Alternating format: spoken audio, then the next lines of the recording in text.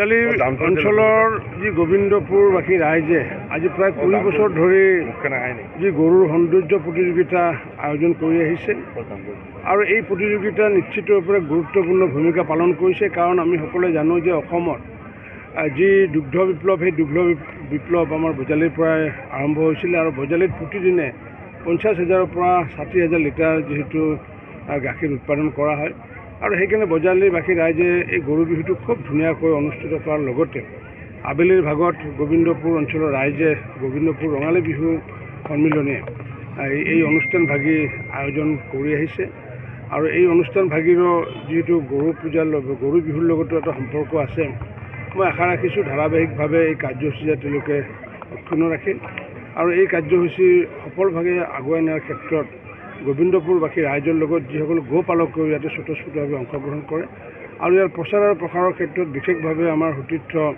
প্ৰণৱ গোস্বামী ডাঙৰীয়াই বিশেষ ভূমিকা গ্ৰহণ কৰি আহিছে তেখেতলৈ মই আন্তৰিক ধন্যবাদ জনাই আৰু লগতে আমাৰ যিসমূহ গোপালক ইয়াতে উপস্থিত আছে গোবিন্দপুৰবাসী ৰাইজ আছে সকলোকে মই মোৰ বিহুৰ ওলগ জনাই শ্ৰদ্ধা জনাই আজিৰ এই গৰুৰ ফেশ্বন প্ৰতিযোগিতা বা গৰুৰ সৌন্দৰ্য প্ৰতিযোগিতা আনুষ্ঠানিকভাৱে মই মুকলি হোৱা বুলি ঘোষণা কৰিছোঁ। আজি সৌন্দৰ্য প্ৰতিযোগিতা গোবিন্দপুৰ আজি 20টা বছৰে আমাৰ ৰঙালী বিহু গৰু সৌন্দৰ্য প্ৰতিযোগিতাত আমাৰ পাতি আছে আৰু সেই সৌন্দৰ্য প্ৰতিযোগিতাৰ কাৰণে মই আজি আনিছোঁ কিন্তু প্ৰাইজ হিচাপত অহা নাই গৰু মোৰ হাওলাহাট থকাৰ কাৰণে মই আজি ৰাইজক দেখাৰ কাৰণে মই প্ৰতিযোগিতাত যোগদান কৰিছোঁ। গা ৰাতিপুৱা ধোৱা গৈছে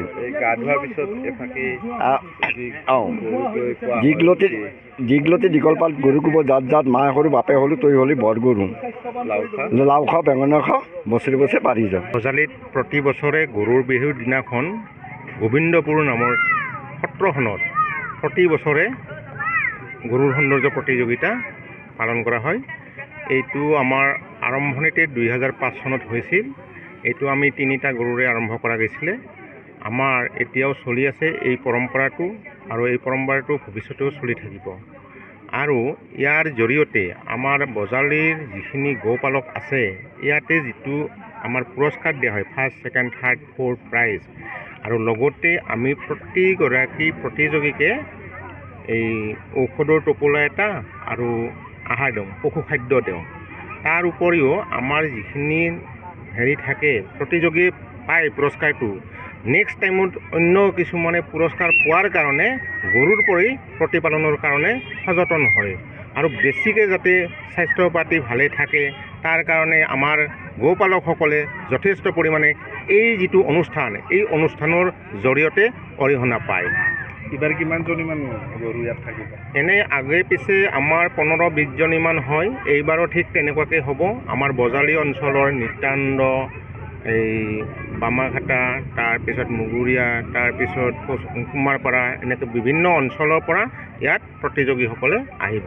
যিকোনো খবৰৰ বাবে যোগাযোগ কৰক 7099017330 লগতে 7099017110 নম্বৰত।